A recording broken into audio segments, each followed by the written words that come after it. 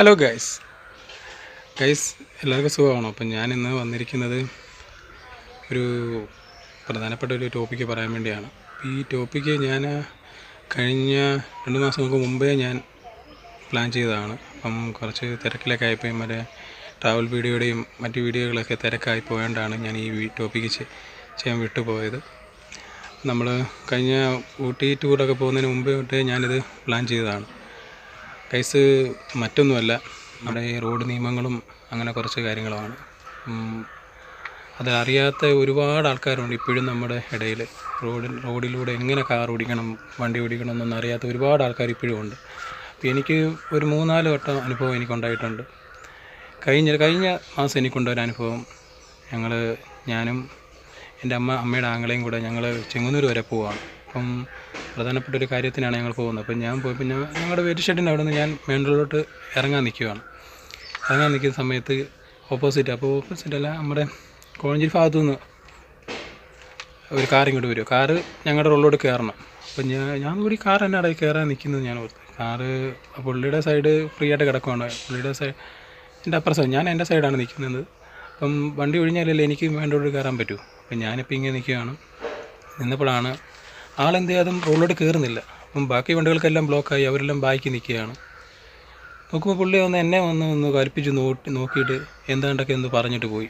എന്താ പറഞ്ഞെന്ന് അറിയത്തില്ല. അപ്പം ഞാനപ്പോൾ അമ്മാച്ചൻ പറയും, ഇതെന്ത് പറ്റി ആൾക്കാരൊക്കെ ഇപ്പോൾ ഇങ്ങനെയൊക്കെ പറയാമെന്ന്.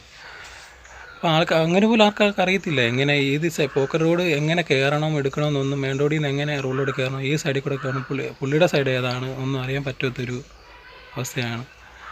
അപ്പോൾ ഇങ്ങനെ ഒരുപാട് ആൾക്കാർ ഇപ്പോഴും ഉണ്ട്. അപ്പോൾ കഴിഞ്ഞ നമ്മുടെ ഈ പള്ളിയുടെ ഒരു വീഡിയോ ഞാൻ എടുക്കാൻ പോയത്, നമ്മുടെ ഒരു കലാമേളയുടെ കഴിഞ്ഞ വർഷം ഞാൻ പോയി എടുക്കാൻ പോയ സമയത്ത് ഞങ്ങൾ പമ്പിൽ നിന്ന പോലെ ഞാനൊരു പയ്യനുമുണ്ട്. ഞങ്ങളിങ്ങനെ നിൽക്കുന്ന സമയത്ത് ഒരു കാറ് റോഡിലോട്ട് കയറാൻ ഇങ്ങനെ നിൽക്കുകയാണ്.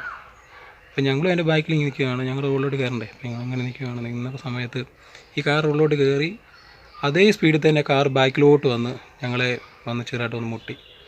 അതിനാ ഒരു അപ്പച്ചനാണ് വന്ന് ഇറങ്ങി എന്നെ ഒരുപാട് വഴക്ക് പറഞ്ഞു. എവിടെ നോക്കിയാൽ വണ്ടി ഓടിക്കുന്നത്, അങ്ങനെ ഇങ്ങനെയാണെന്നൊക്കെ പറഞ്ഞ് ഒരുപാട് എന്നെ വഴക്ക് പറഞ്ഞു. അപ്പോൾ ഞാൻ എന്ത് പറയണമെന്നറിയാൻ ഞാനിങ്ങനെ നിൽക്കുകയാണ്. ഞാൻ പറഞ്ഞു, അപ്പച്ചൻ റിവ്യൂസ് എടുത്ത് വന്ന് എന്നെ ഇടിച്ചതാണ്, അല്ല ഞാൻ വന്ന് ഇടിച്ചതല്ലെന്ന് പറയും. ആളെ സമ്മതിക്കുന്നില്ല. പിന്നെ ഞങ്ങൾക്ക് ആ പ്രോഗ്രാമിന് പോകേണ്ടതായതുകൊണ്ട് പിന്നെ എൻ്റെ കൂടെയുള്ള പയ്യൻ പറഞ്ഞു, ചേട്ടാ നമുക്കെന്നാൽ പോകാമെന്ന് പറഞ്ഞു. ഞാൻ പിന്നെ ഇങ്ങനെ പോകും. അപ്പോൾ ആളെ തെറ്റി മനസ്സിലാക്കാതെ ആൾ എന്നെ വന്ന് വഴക്ക് പറയും, ബഹളം പൊക്കുകയൊക്കെയാണ്. അപ്പോൾ ഇങ്ങനെ ഒരുപാട് ആൾക്കാരുണ്ട്. അപ്പോൾ ഗൈസ്, ഇപ്പം നിങ്ങൾ മാക്സിമം ഈ വീഡിയോ നിങ്ങളെല്ലാവർക്കും ഷെയർ ചെയ്ത് കൊടുക്കണം. നമ്മുടെ റോഡിൽ കൂടെ വണ്ടിയും കൊണ്ട് റോഡിലോട്ട് ഇറങ്ങുമ്പം നമ്മുടെ ഇഷ്ടത്തിനല്ല ഓടിക്കേണ്ടത്. റോഡിൻ്റെ ഒരു നിയമമുണ്ട്. ആ നിയമം പാലിച്ച് വേണം ഡ്രൈവ് ചെയ്യാനും റൈഡ് ചെയ്യാനും. റോഡിൽ പറയുന്ന ഓരോ സൈൻ ബോർഡും ചുമ്മാതെ അവർ വെച്ചേക്കുമല്ല. റോഡിൽ വരച്ചേക്കുന്ന ഓരോ വരകൾക്കും ഓരോ നിയമമുണ്ട്, ഓരോ കാര്യങ്ങൾ അതിലുണ്ട്. അപ്പോൾ അത് നോക്കി വേണം നിങ്ങൾ വണ്ടി ഓടിക്കാൻ. അപ്പോൾ ആ നിയമങ്ങൾക്ക് അറിയണമെന്നുണ്ടെങ്കിൽ നമ്മൾ ഡ്രൈവിംഗ് സ്കൂളിൽ നിന്ന് ഒരു കുഞ്ഞൊരു പുസ്തകം തരും. അത് വായിക്കാത്തതിൻ്റെ കുഴപ്പമാണ് ഇത് കൂടുതലും ഉണ്ടാകുന്നത്. അത് ജസ്റ്റ് ഒന്ന് വായിച്ചാൽ മാത്രം മതി. ഒന്ന് വായിച്ചു കഴിഞ്ഞാൽ മനസ്സിലാക്കേണ്ട കാര്യമേ ഉള്ളൂ. അതുപോലും വായിക്കാത്ത ആൾക്കാരാണ് വണ്ടിയും കൊണ്ട് റോഡിലോട്ട് ഇറങ്ങുന്നത്. എന്നിട്ട് മറ്റുള്ളവരെ പോയി ഇടിച്ച് പിന്നെ ബഹളമായി, വഴക്കായി, കേസായി, ഭയങ്കര വിഷയമാണ്. നമ്മുടെ ഒരു ചെറിയൊരു അശ്രദ്ധയാണ് മറ്റൊരാൾക്ക് വലിയൊരു അപകടം വരുന്നത്.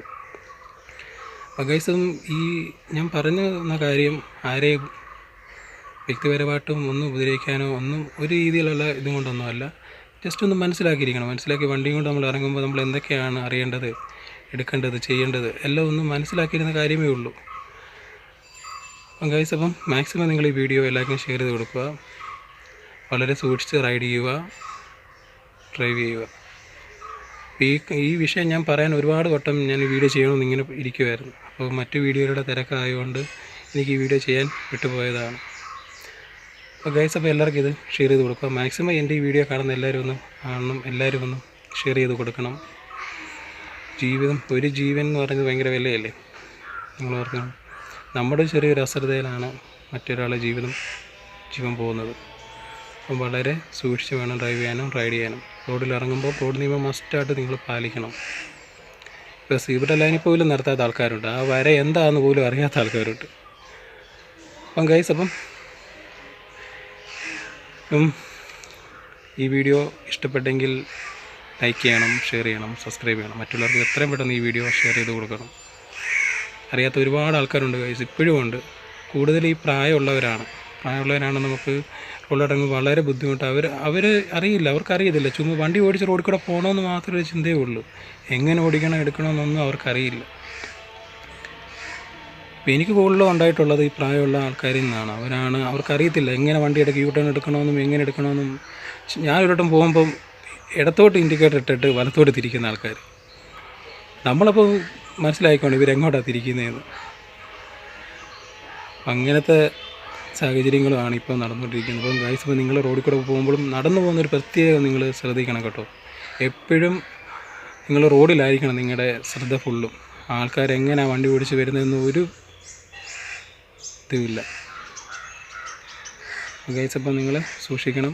പ്രത്യേകിച്ച് ഫോൺ വിളിച്ചുകൊണ്ട് ഒരിക്കലും റോഡിൽ കൂടെ നടക്കരുത്, വളരെ സൂക്ഷിക്കണം. അപ്പോൾ ഗൈസ്, അപ്പം മറ്റൊരു വീഡിയോ ഞാൻ ഉടനെ വരുന്നതായിരിക്കും. ബൈ.